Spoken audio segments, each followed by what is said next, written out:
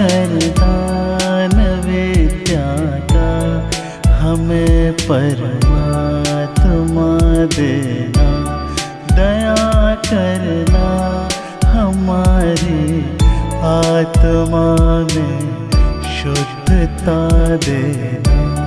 दया कर दान विद्या का हमें परमात्मा देना।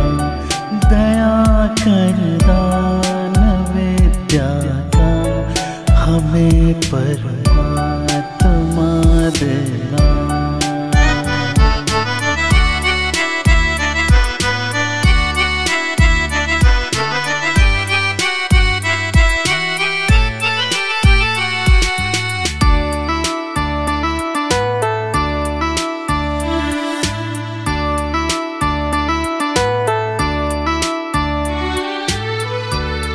दिलों में प्रेम की गंगा प्रभु सब में बहा देना।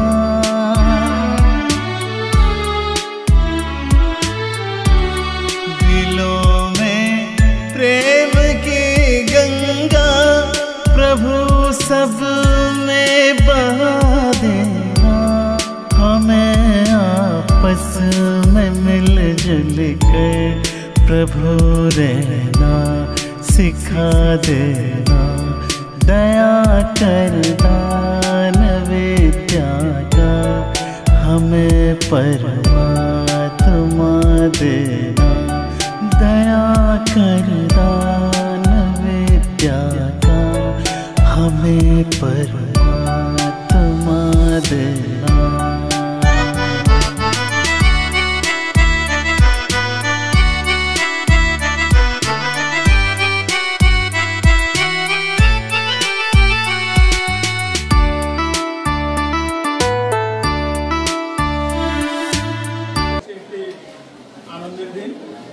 आज के युधिष्ठिर शाह हायर सेकेंडरी स्कूले विद्या वैभव अनुष्ठानेर अंग हिसाबे आज के एक्सपार्ट एवं एक्सपार्ट बृंद एसेছেন। मैडम आगे बोलेছেন, प्रभु आगे बोलছি যে এখানে উপস্থিত আছেন আজকের প্রথমত এই অনুষ্ঠানের শ্রদ্ধাস্পদ সভাপতি মহোদয় শ্রদ্ধেয় নিকেতচন্দ্র দেব মহাশয়, আমার স্কুলের প্রাক্তন শিক্ষক তথা আমারও শিক্ষক পরম শ্রদ্ধেয় শ্রী কল্যাণ দেশমুখ মহাশয়, এখানে উপস্থিত আছেন আমার বন্ধু প্রতিম মাইবান কলেজের বিষয় শিক্ষক নিখিলেশ চক্রবর্তী মহাশয়, এখানে উপস্থিত আছেন আমার মাতৃপ্রতিম আজকে এখানে আমাদের মুখ্য বক্তা হিসেবে এসেছেন রাধামাধব কলেজের শ্রী কালীপদ দাস মহাশয়, এবং এখানে উপস্থিত আছেন মাতৃপ্রতিম তথা আমাদের অঞ্চলের এখানে প্রিয়ব্রত নাথ মহাশয়, উনি হাইলাকান্দি এসএস কলেজের অধ্যাপক। আজকে এখানে আমরা বলতে পারি একটা তারকাহাট। ওনাদেরকে আমি আমাদের স্কুলের তরফ থেকে ছাত্রছাত্রীদের তরফ থেকে অন্তরের অন্তঃস্থল থেকে স্বাগত জানাচ্ছি। ওনারা তোমাদের সামনে ওনাদের বক্তব্য তুলে ধরবেন। আজকে বক্তব্যে ওনাদেরকে দেওয়া হয়েছে যে সরকারি গাইডলাইন অনুযায়ী যে শিক্ষার গুরুত্ব সম্বন্ধে ওনারা ওনাদের আলোচনায় তুলে ধরবেন। আজকে প্রথম ভূমিকা সামাজিক সমস্যা কি কি আমাদের সামাজিক সমস্যা আছে ওনারা ওনাদের বক্তব্যে তুলে ধরবেন। মানসিক স্কুলের একাডেমিক ইনচার্জ বন্ধুবর নিরুপম নাথ মহাশয়, মঞ্চে উপবিষ্ট ভাতৃ কালীপদ,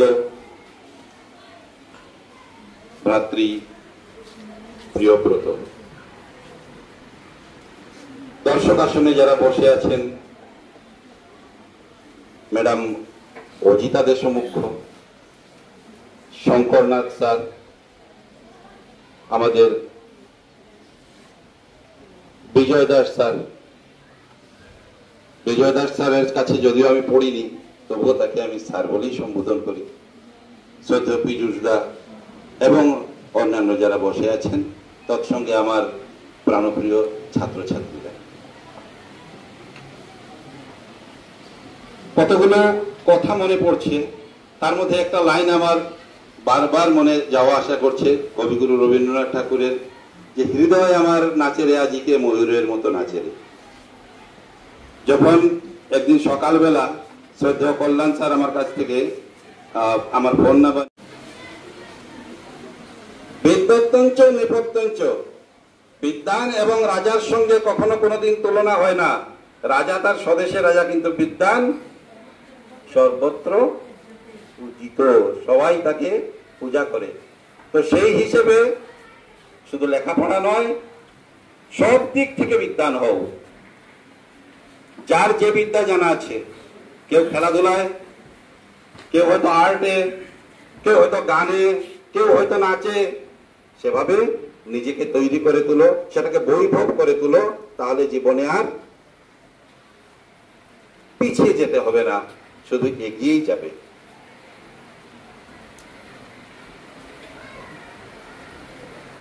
বহু ব্যয় করি বহু দেশ ঘুরে, দেখিতে গিয়াছি পর্বতমালা, দেখিতে গিয়াছি সিন্ধু, দেখা হয় নাই চক্ষু মেলিয়া, ঘর হতে শুধু দুই পা ফেলিয়া, একটি ধানের শিশির উপরে একটি শিশির বিন্দু। তো আমরা অনেক গেছি, অনেক ঘুরেছি, অনেক দেখেছি, কিন্তু আমাদের চোখের সামনে যে একটি শিশির, একটি ধানের উপর একটি শিশির বিন্দু, সেটা আমাদের দেখা হয়নি।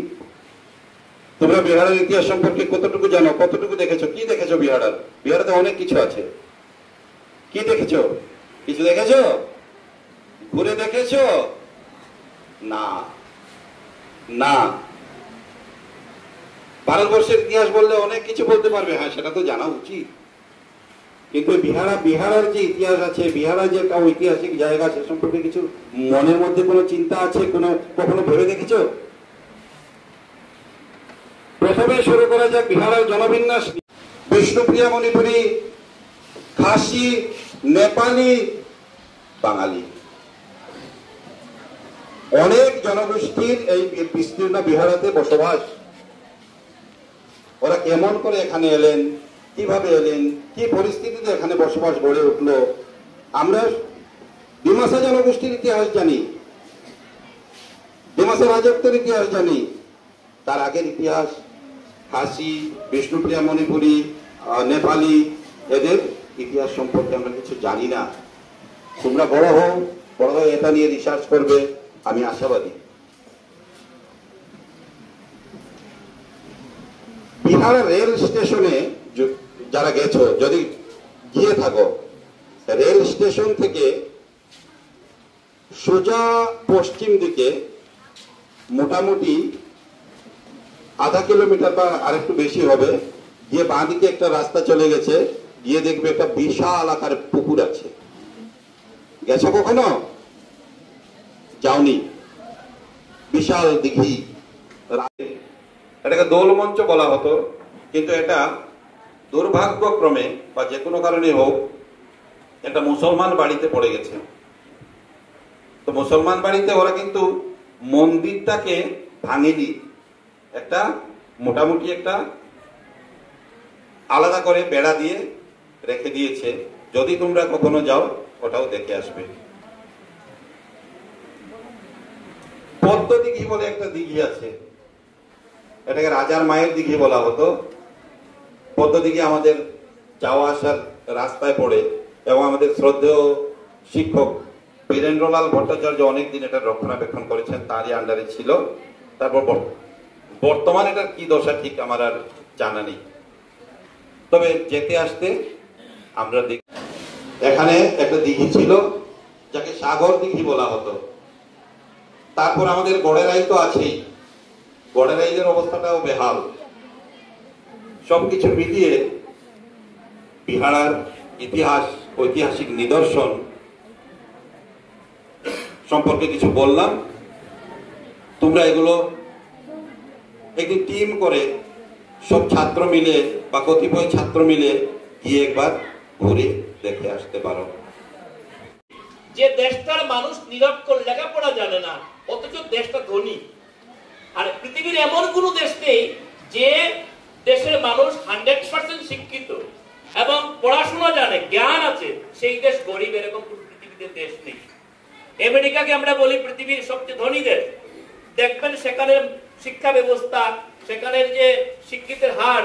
আর আফ্রিকায় পড়াশোনা কম, তো সেখানের মানুষ গরিব। তো এই যে শিক্ষা ব্যবস্থার সঙ্গে সঙ্গে সামাজিক পরিবর্তনও ঘটে যায়, কারণ আমরা আধুনিকতার দিকে এগিয়ে যাচ্ছি। আধুনিক জীবনযাপন, যান্ত্রিক জীবনযাপন, আন্তর্জালিক জীবনযাপনের মধ্যে আমরা কিন্তু অভ্যস্ত হয়ে গেছি অনেকটাই, যার জন্য আমাদের যে মানসিক সেটআপ, আমাদের যে মানসিক আকরণ, আমাদের যে মেন্টাল যে সেটআপ, সেটা অনেকটাই বদলে গেছে। আমরা বিশ্বাস করতে পারি না যে সরকারি স্কুলে পড়াশোনা হয়। আমাদের ভাবতে কষ্ট হয় যে সরকারি স্কুলে পড়াশোনা হয় না, আমার ছেলেটাকে নিয়ে বিহারা থেকে আমি শিলচরে নিয়ে যাই, কারণ সব পড়াশোনা শিলচরে আছে, বিহারাতে পড়াশোনা হয় না। এরকম একটা মনোভাব আমাদের সেটআপ, আমাদের মানসিকতার মধ্যে এরকম, আমার মধ্যেও আছে এরকম। আমরা কি করি? এটা সামাজিক সমস্যা নয় যে শুধুমাত্র ফার্স্ট হয়ে গেলেই সে সবকিছু হয়ে গেল, এরকম কিন্তু নয়, এরকম ভাববার বিষয় নয়, এটা সামাজিক সমস্যা। এবং আমরা বিশ্বাস করতে পারি না এখনো যে স্কুলের মধ্যে সরকারি স্কুলে শিক্ষিকারা ভালোভাবে পড়ান, সেটা বিশ্বাস করতে পারি না। কেন পারি না? সামাজিক একটা স্ট্রাকচার আমাদের মধ্যে, যে সরকারি স্কুলে চাকরি মানেই সে পড়ায় না। এটা কিন্তু একটা ভ্রান্ত ধারণা। এটা কি হচ্ছে? ক্লাসিফিকেশন হয়ে যাচ্ছে, ছাত্রদের মধ্যে শ্রেণী বিভাজন হয়ে যাচ্ছে। কারণ যখন ছাত্ররা দেখবে যে একটা স্কুলে ছেলেরা মেয়েরা ভালো স্কুলে পড়ছে, জুতো মুজো লাগিয়ে যাচ্ছে, আর আমরা ওই ভাঙা স্কুলে, আমরা যারা নির্যাতিত, আমরা প্রান্তিক, তারা আমরা ওই স্কুলে পড়ি। এই হচ্ছে আমাদের সামাজিক যে সমস্যা। এই সমস্যা থেকে উত্তরণের জন্য সরকার মহোদয় কেন আমাদের সমাজ ব্যবস্থা অনেকটা এগিয়ে গেছে। এডুকেশন পলিসি 2020 কি বলা হয়েছে? একেবারে সার্বিক শিক্ষার কথা বলা হয়েছে। এটাকে যদি আমরা ইউটিলাইজ করতে পারি, প্রয়োগ করতে পারি, তখনই সেটা ঋত গৌরব ফিরে আসবে। আজকে থেকে 5000 বছর আগে নালন্দা তক্ষশিলা বিশ্ববিদ্যালয়, সেখানে হিউয়েন সাং এর মতো পরিব্রাজক, চীনা পরিব্রাজক এসে পড়াশোনা করেছেন, চীন দেশ থেকে এসে পড়েছেন, আর আমরা যে চীনে যাচ্ছি পড়াশোনার জন্য, ঠিক কিনা? যখন পৃথিবীর অন্যান্য দেশের মানুষ কাপড় পরতে শিখেনি, পড়াশোনা তো দূরের কথা, সভ্যতার আলো দেখেনি, তখন আমাদের দেশে বেদ উপনিষদ লেখা হচ্ছে, পড়াশোনা হচ্ছে। কারণ তখন লেখার মতো কাগজ ছিল না, মুখে মুখে বেদের আরেক নাম শ্রুতি, মুখে মুখে সেই মন্ত্রগুলো উচ্চারিত হচ্ছে। সুতরাং আমাদের দেশ আগেও সম্পদশালী ছিল, আজকেও সম্পদশালী, ভবিষ্যতেও সম্পদশালী। মনে রাখবে, ছাত্রদেরকে বলছি, তোমরা মনে রাখবে, সাকসেস মানে ভালো নম্বর পাওয়াকে সাকসেস বলে না, ভালো চাকরি পাওয়াকে সাকসেস বলে না। আমি চাকরি করি, কলেজে পড়াই, এটা সাকসেস নয়।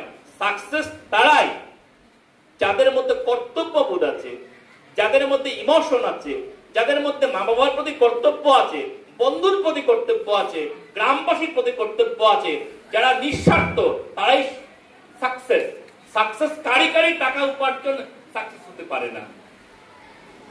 অটল বিহারী প্রয়াত প্রধানমন্ত্রী ভারতবর্ষ, তিনি বলেছিলেন, ইতনা পয়সা সে ক্যা করোগে?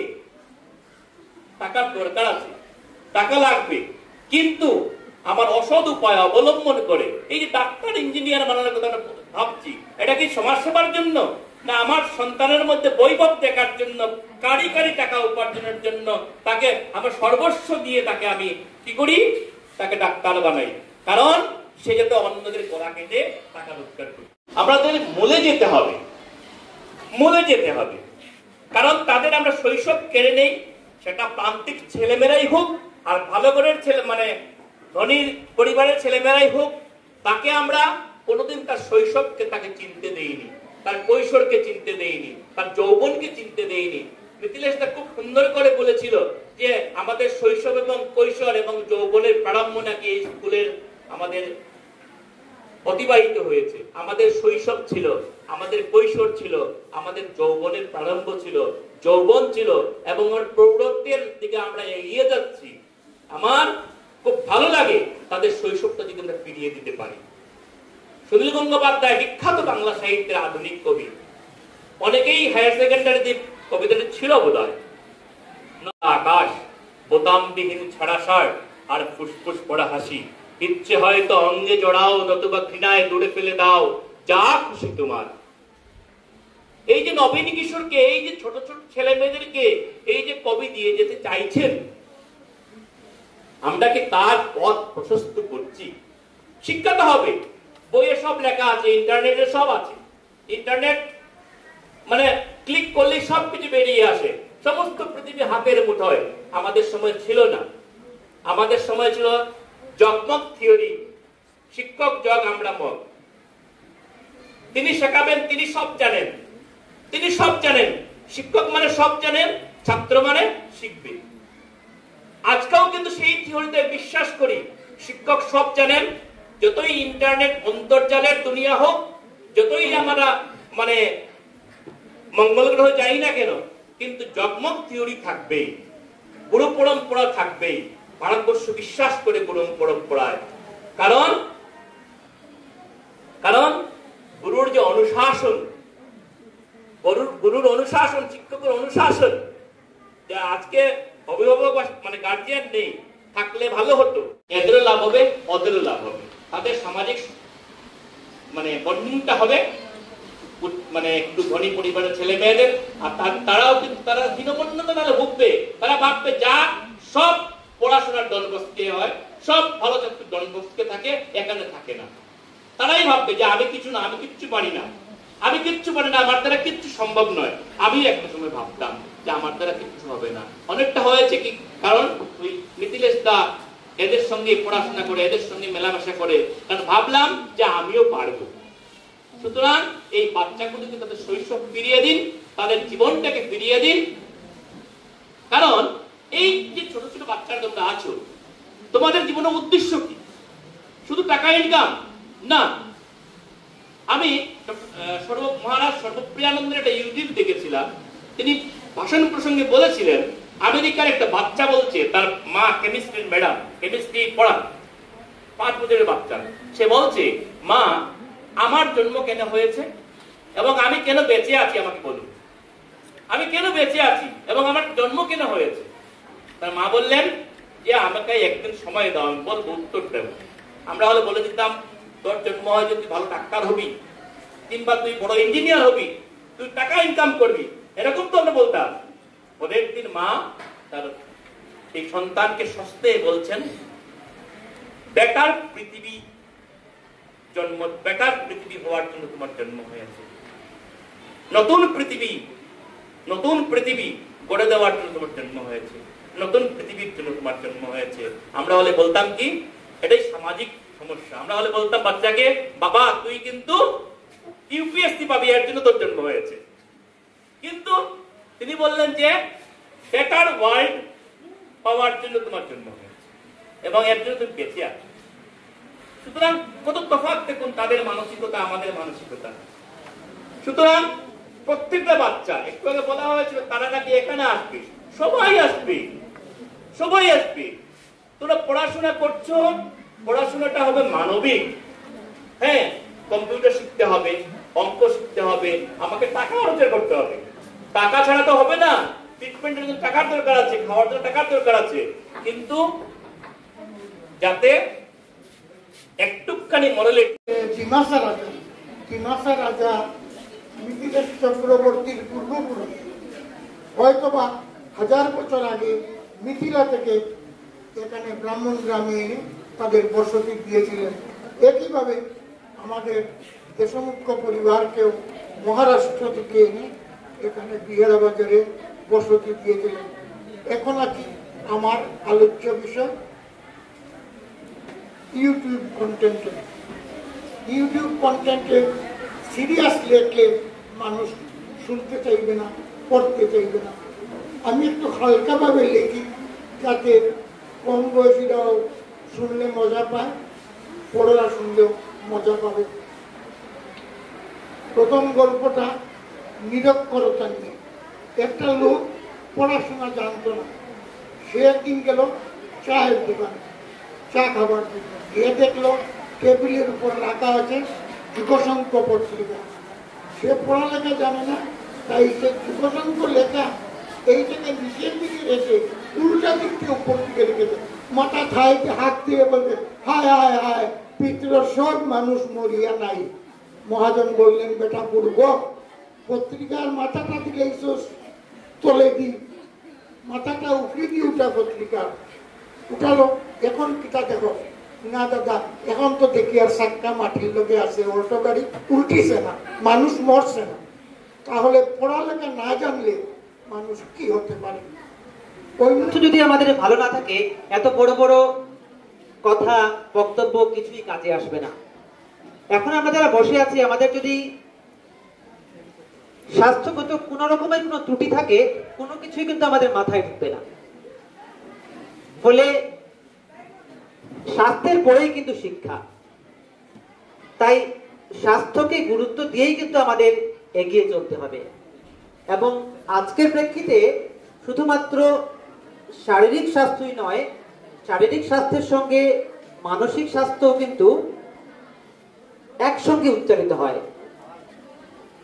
যে নতুন শিক্ষা পদ্ধতি 2020 যেটা চালু হয়েছে দীর্ঘদিন থেকে, মোটামুটি আমাদের কলেজ লেভেল পর্যন্ত সেটা চলছে, সেই নতুন শিক্ষা পদ্ধতি কিন্তু বারবারই মানসিক স্বাস্থ্য এবং আবেগিক স্বাস্থ্য দুটোর কথাই বলছে। শুধুমাত্র শারীরিক স্বাস্থ্য ঠিক থাকলেই কিন্তু আমি পুরোপুরি সুস্থ নাও হতে পারি। কারণ আজকের প্রেক্ষিতে আমার সামাজিক জটিলতা অনেক বেশি। এই জটিল সময়ে শারীরিক স্বাস্থ্যের সঙ্গে মানসিক স্বাস্থ্যের যোগসূত্র স্থাপন করাটা খুবই প্রয়োজনীয়। একটা এই মানসিক এবং শারীরিক দুটো স্বাস্থ্যই কিন্তু একটি অপরের পরিপূরক। আমার শারীরিক স্বাস্থ্য ভালো হলেই হবে না, এবং এই মানসিক স্বাস্থ্যর ক্ষেত্রে আমাকে কি কি জিনিস ভাবতে হবে। যেমন আগের সব জিনিসই ভালো ছিল, এখনের কিছুই ভালো নেই, এরকম তত্ত্বে আমি ব্যক্তিগতভাবে বিশ্বাসী নই। কারণ তোমরা একটা সময় বলবে আরো 10 বছর পরে যে আমরা যখন ছিলাম ছোট তখন সবকিছুই ভালো ছিল, এখন ভালো নেই। এরকম নয়, সামাজিক পরিবর্তনকে আমার স্বীকার করতেই হবে।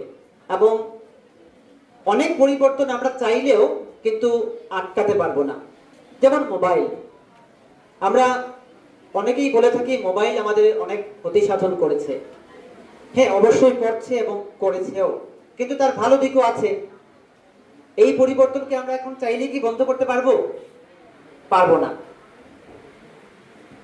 তোমরা কতজন সিনেমা দেখো? ছাত্রীদের ক্ষেত্রে সেই ধৈর্যচ্যুতি ঘটাটা কিন্তু খুবই দুর্ভাগ্যের বিষয়।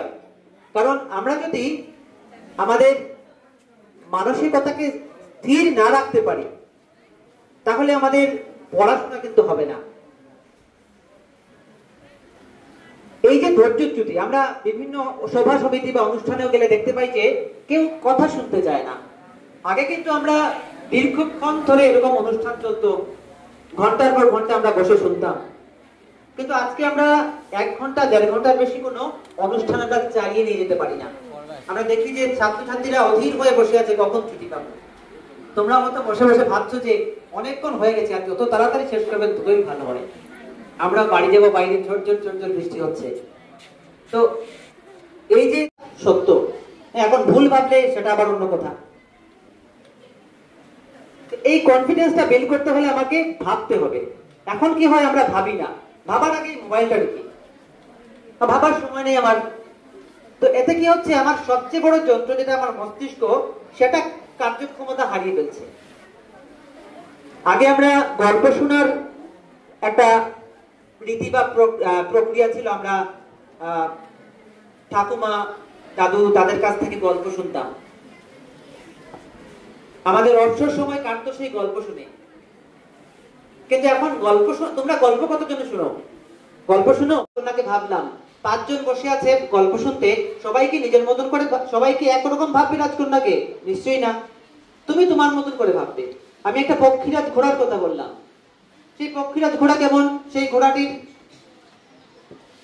পাখা লাগানো আছে। তো এটাও আমি আমার মনের মতো করে ভাবলাম, আমার একটা ক্রিয়েটিভিটি তৈরি হলো। সেই ক্রিয়েটিভিটি কি করছে আমাকে? আমার মাথার কাজটা, এই মেশিন যেটা আছে আমার মাথার মধ্যে, সেটার কার্যক্ষমতা বাড়িয়ে তুললো। এই বিষয়গুলো এখন ধীরে ধীরে কি হচ্ছে, আমি পুরোপুরি যন্ত্র নির্ভর হয়ে পড়ছি। আমি একটা কিছু, আমরা রামায়ণ বলতেই আমরা রামায়ণ মোবাইলে টাইপ করে নিলাম এবং আমার সামনে একজন রাম ভেসে এলেন। তো কি হলো, আমার মাথায় ঢুকে গেল যে রাম ওই রকমই। রামায়ণ টাইপ করলাম, রামায়ণ চলে এলো। আফ্রিকার জঙ্গল টাইপ করলাম, আফ্রিকার জঙ্গল চলে এলো। আমি আমার মতন করে ভাবার আমার কোনো সুযোগ নেই। আমি দেখলাম যে সেটাই আমার মাথার মধ্যে সেট হয়ে গেল। এতে কি হচ্ছে, আমার যে আমার মতন করে ভাববার শক্তি, সেটা কিন্তু দূরে চলে যাচ্ছে। ফলে এই গল্প শোনার আগ্রহ, গল্প শোনার সুযোগ, সেটা কিন্তু আমাদের ছাত্রছাত্রীদের করে দিতে হবে, যাতে করে আমরা আবারও আমাদের, বা এই যে ইন্টারনেট থেকে স্যার যেটা বললেন, আজকে আমরা খুব স্বর্ণযুগে বাস করছি, আমরা সাহায্য আমরা নিতে পারি, কিন্তু ইন্টারনেটকে আমরা তার একদম ভাববো না যে ইন্টারনেটই শেষ কথা। কারণ ইন্টারনেটেও তো কেউ আপলোড করছে, আমাদের মতোই কেউ আপলোড করছে। ভগবান স্বয়ং আপলোড করছেন না, কিন্তু এগুলো মানুষ আপলোড করছে। ফলে সেই মানুষটি তার মতন করে তার জ্ঞান অর্জন করে সে আপলোড করছে। এখন আমি যখন ডাউনলোড করব, আমাকে বুঝতে হবে যে সেই ডাউনলোড যেটা করছি সেটা আদৌ ভুল সত্য, তার সঠিক না ভুল ব্যাঠিক। তো সেটা করতে হলে কি করতে হবে, আমার নিজের ভাববার শক্তি থাকতে হবে, আমার পড়াশোনা থাকতে হবে। কিছু হলাম, কিন্তু তারপর যদি আমার সুখটা না থাকে, তাহলে এগুলো বড় বড় ডাক্তারি বা ইঞ্জিনিয়ারিং বা আরো কিছু হলেও তো কোনো লাভ নেই। আমার মূল উদ্দেশ্য হওয়া উচিত সুখ। এই সুখানুভূতির কথা কিন্তু আমাদের ভারতীয় জ্ঞানতত্ত্ব বারবারই বলেছে, এবং তারপরে চলে যাচ্ছি আমরা শান্তিতে। কারণ সুখ থাকলেও হবে না, শান্তিটা ইম্পর্টেন্ট। এবং তাই আমরা দেখি যে আমাদের দুর্গোৎসবের পর শান্তির জল, যে শান্তি বাড়ি ছিটানোর যে প্রক্রিয়া, সেটা আমাদের হয়। কারণ সুখের পরেই আসে শান্তি। তো সবকিছুর শেষেও আমাদের কি প্রয়োজন? সুখ এবং শান্তি। এবং এই সুখ আর শান্তির জন্য শুধুমাত্র ফিজিক্যাল ফিটনেস থাকলেই হবে না। ফিজিক্যাল ফিটনেস জরুরি 100 বার, তার সঙ্গে প্রয়োজন মানসিক স্বাস্থ্য। এবং মানসিক স্বাস্থ্যের জন্য আমার কি দরকার? সময়, ঘুম। আজকালকে আমরা দেখি যে উল্টো হয়ে গেছে। আমরা কখন ঘুমাই? মোবাইল টিপতে টিপতে টিপতে টিপতে যখন পরিশ্রান্ত হয়ে যাই, রাত 1টার সময় ঘুমাই। তখন হয়তো আমাদের 3 ঘন্টা ঘুমিয়ে যাওয়ার কথা। তারপর উঠছি কটার সময়? তোমরা সবাই সকালে উঠো তো? আমাদের সময় বলা হতো যে early to rise early two bad. আমরা এখন কি করি? সবাই দেরিতে ঘুমাই, দেরিতে উঠি। এতে কি হয়? আমাদের প্রাইম পিরিয়ডটুকু চলে যায়, আমরা দিনকে কম পাই। আমাদের যে সূর্য উঠে যে সময়, তখন আমাদের শক্তি, সেই সময় বলা হয় যে আমাদের ভারতীয় জ্ঞান পরম্পরা বলে, সেটা হচ্ছে সেই শক্তি অর্জন করার সময়, যখন সূর্য উদিত হয়। কিন্তু আমরা সূর্যোদয় এখন আর দেখি না। সূর্য উদয় হয়ে যখন তার চা মুড়ি খাওয়া শেষ হয়ে যায়, তখন আমরা উঠি। সূর্য লাল থেকে হলুদ হয়ে যায়, তখন আমরা উঠি। এতে কি হচ্ছে? আমরা আমাদের ঊর্জা শক্তি, মূল শক্তি যে সময় আমরা অর্জন করব, সেই সময়টা আমরা চলে যাই আমাদের বিছানায়। আমরা গল্প গুজব কম করি। আমরা 5 জন বসে আছি, সবাই একে অপরের দিকে না তাকিয়ে আমরা মোবাইল। গুরুর থেকেও বেশি কথা, মূল্যবান কথা বলতে পারেন। আজকে আমি খুব আবেগিক হয়ে পড়েছি। প্রিয়ব্রত আমার ছাত্র ছিল এবং আমি প্রিয়ব্রতকে ছোট ক্লাস থেকে পড়িয়েছি। প্রিয়ব্রতের মুখে সেই কথাগুলো শুনে আজকে আমি এত আনন্দিত, আমি বুঝাতে পারছি না। প্রিয়ব্রত, তুমি খুব ভালো থেকো, সমাজ তোমাকে চায়। তুমি সমাজকে আরো সুন্দর শিক্ষা দিয়ে মানুষ করার কারিগর নিয়ে যে স্বপ্ন তুমি জীবনে বুনেছ তা যেন আরো সার্থক হয়। তো ছাত্রছাত্রী, তোমাদের ধৈর্য শেষ হয়ে যাচ্ছে। গুরুর থেকেও বেশি কথা, মূল্যবান কথা বলতে পারেন। আজকে আমি খুব আবেগিক হয়ে পড়েছি। প্রিয়ব্রত আমার ছাত্র ছিল এবং আমি প্রিয়ব্রতকে ছোট ক্লাস থেকে পড়িয়েছি। প্রিয়ব্রতের মুখে সেই কথাগুলো শুনে আজকে আমি এত আনন্দিত, আমি বুঝাতে পারছি না। প্রিয়ব্রত, তুমি খুব ভালো থেকো, সমাজ তোমাকে চায়। তুমি সমাজকে আরো সুন্দর শিক্ষা দিয়ে মানুষ করার কারিগর নিয়ে যে স্বপ্ন তুমি জীবনে বুনেছ তা যেন আরো সার্থক হয়। তো ছাত্রছাত্রী, তোমাদের ধৈর্য শেষ হয়ে যাচ্ছে। সামাজিক সমস্যা, মানসিক স্বাস্থ্য, কাছাড় জেলার ইতিহাস সহ স্থানীয় ইতিহাস, ইউটিউব কন্টেন্ট সবগুলো নিয়েই এখানে আলোচনা হয়েছে। তো আজকে আমার কাছে আমার যে ভাব একটুখানি প্রকাশ করি, আমি একটু শান্তি পাবো। ছাত্রদেরকে বলছি একটু ধৈর্য ধরো, বললাম না আর বেশি লম্বা করবো না, একটুখানি। আজকে আমি আমার আবেগটা সবাই সমানভাবে বুঝার কথা নয়, কেউ কেউ কথা বলছে, বলবেই তো, কারণ আমার আবেগ তো সে বুঝতে পারছে না। সুতরাং সবার তো সমান হয় না, আমি দোষারোপ করছি না। দেখো, শিক্ষার গুরুত্ব নিয়ে অনেক আলোচনা হয়েছে, তো আমি একটিখানি কথা বলি। আজকে শিক্ষার গুরুত্বটা কতটুকু কিছুটা হলেও বুঝতে পেরেছ তোমরা। আমার ছাত্ররা আজকে যেটুকু বললো, এটা অনুভব করার ব্যাপার।